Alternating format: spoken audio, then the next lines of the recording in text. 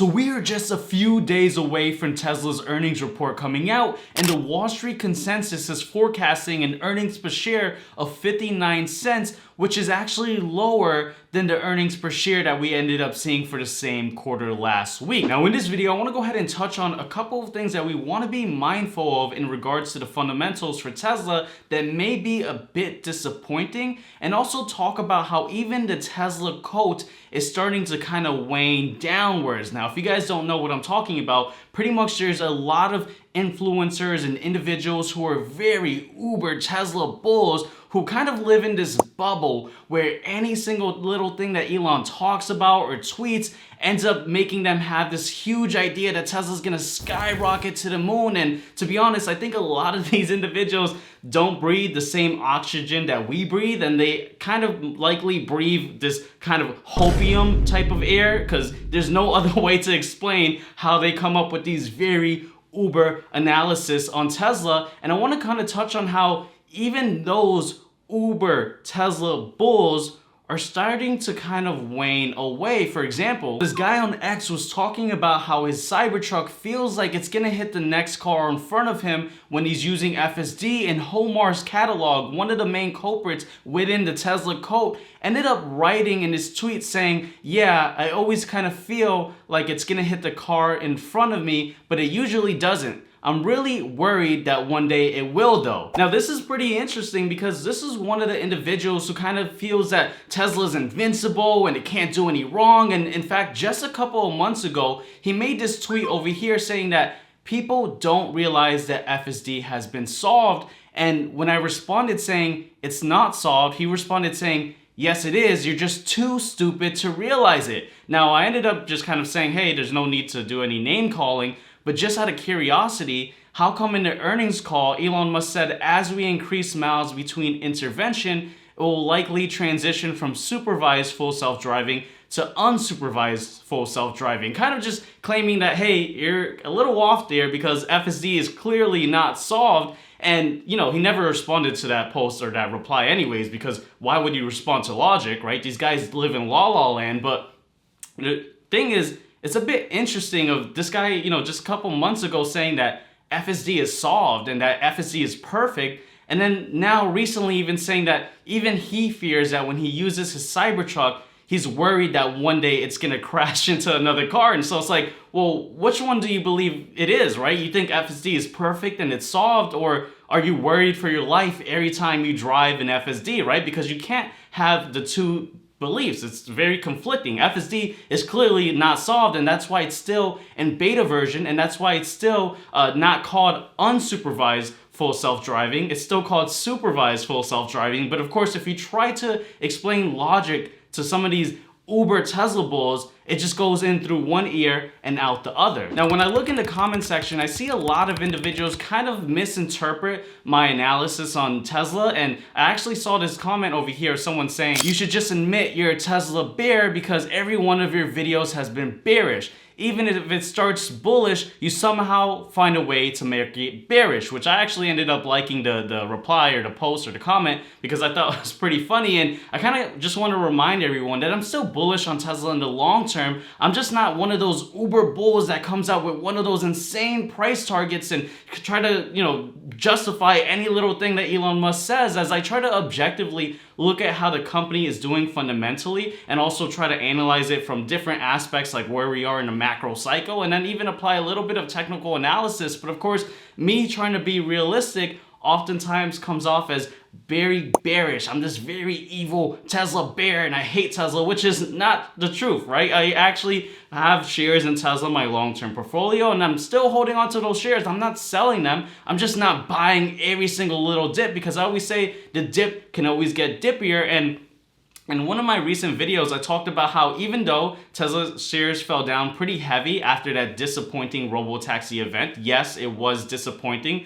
Why else would the price fall down? Many market participants were not happy. And even the very bullish analysts from Morgan Stanley, Adam Jonas, even was pretty disappointed. So that kind of tells you something, that even the people who were super bullish were disappointed. So yes, it was a disappointing event. But I said, look, I'm not looking to buy just yet because I want to wait for the actual earnings, as I believe we're likely to actually see some more selling pressure. Now, here's the thing. I don't have a crystal ball, and you should only trade or invest in whatever you see value in. This is just my opinion, but I want to kind of just touch on a couple of things from a fundamental perspective in regards to Tesla. Now, I want to highlight this chart I shared previously in a different video of how we're seeing a lot of deliveries in China and how this is pretty good, but I mentioned that you still want to kind of understand what this actually means. See, a lot of the Tesla Uber bulls, they'll look at something like this and kind of just disregard the data and say, hey, look, deliveries in China are increasing, Tesla's gonna go to the moon, right? But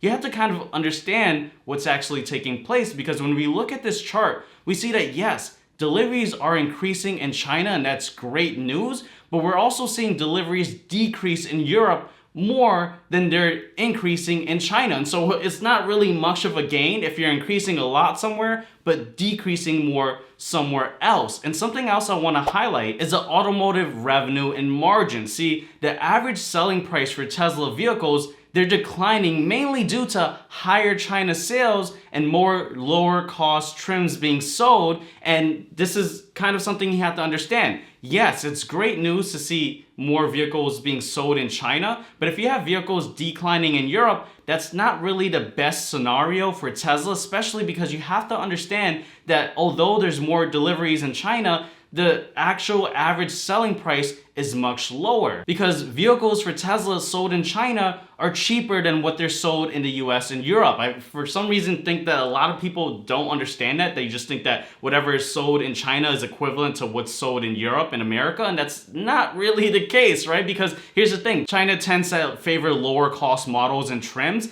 but also it has to be lower because the lower production costs in China and the competition in China means that the Tesla vehicles sold in China have to be sold much cheaper than what we see in Europe and America. And so the average selling price for Tesla is declining. And so that's one of the main concerns for the upcoming earnings. But of course, you know, the Uber Tesla bulls are going to see some type of data like this and ignore most of the parts of that data and kind of just spin it to something super bullish, which is kind of ludicrous to me, if you ask me. Right now, again, I'm not trying to do any name calls, you know, to these individuals or really, you know, say anything bad about them, unlike what they do to me, right? They'll name call me bad things all the time. But, you know, the reality is some of these individuals, like I said, kind of breathe too much hopium. But look, everyone's free to believe whatever they want to believe. The main concern that I have is that a lot of these Uber Tesla bulls, they tend to have a lot of influence over a lot of individuals as they have these huge followings.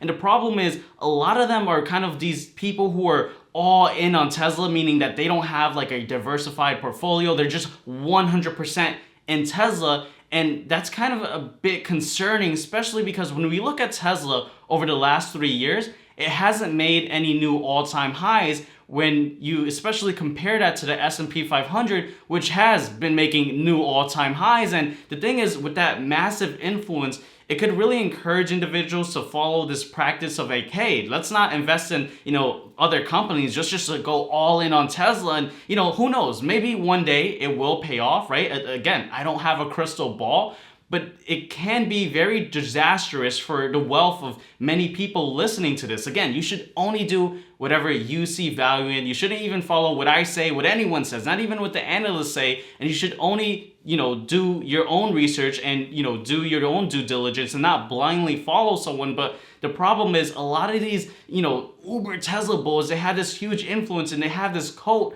that have many individuals going all in on one company, which I don't think that's a good practice. Now, again, you're free to believe whatever you want to believe, but just know that Tesla stock has been falling down for a while. But who knows? You know, these people in the cult, they tend to say, hey, look, just keep buying more, I'll pay off. And hopefully, fingers crossed, that does end up taking place. Because again, I'm not, you know, just Uber Tesla bear. I'm still bullish on Tesla, but very there's not a lot of optimism for Tesla, especially as there's been a lot of names in my portfolio that has been running wild this year. And, you know, likely so because they're actually doing things that are actually bringing up revenues and actually looking good from a fundamental perspective. But looking at Tesla from a technical perspective now, and again, I layer technical analysis kind of towards the bottom as I think technical analysis has like a lower weighting on things. But one thing I want to highlight is that we're sitting in this shelf with a lot of volume relative to price. And if we fall below that shelf, we could quickly see the selling pressure amplify as there's little activity around these areas. And if the stock falls below this kind of 220 area, well, guess what? The order books are going to go ahead and get pushed down because there's not a lot of buying that's going to get absorbed. And we could easily see Tesla back at 200 if we have a disappointing earnings. Now, again, right, this is just kind of what I think is likely to happen with Tesla. I don't own a crystal ball. I wish that I did. And although I've been, correct on Tesla many times over the last few years, that doesn't mean that I'm going to be right going forward. And who knows? Maybe we get a huge surprise with Tesla's earnings from the energy side, because of course we have been seeing energy grow, but it's still not something that's kind of any significance, as we're seeing that Tesla still, last time I did the math, is 80% of their revenue coming from auto sales, and just a marginal kind of, or small minuscule amount coming from energy.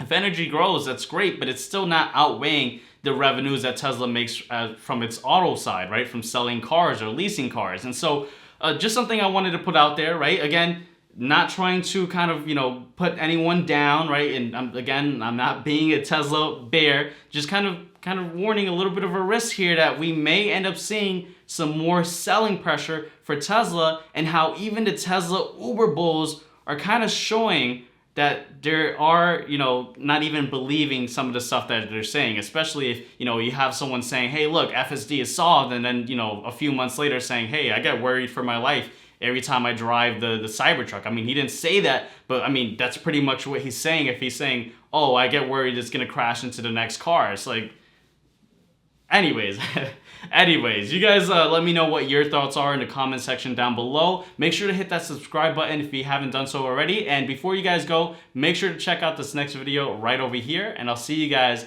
on that next video. Take care, guys.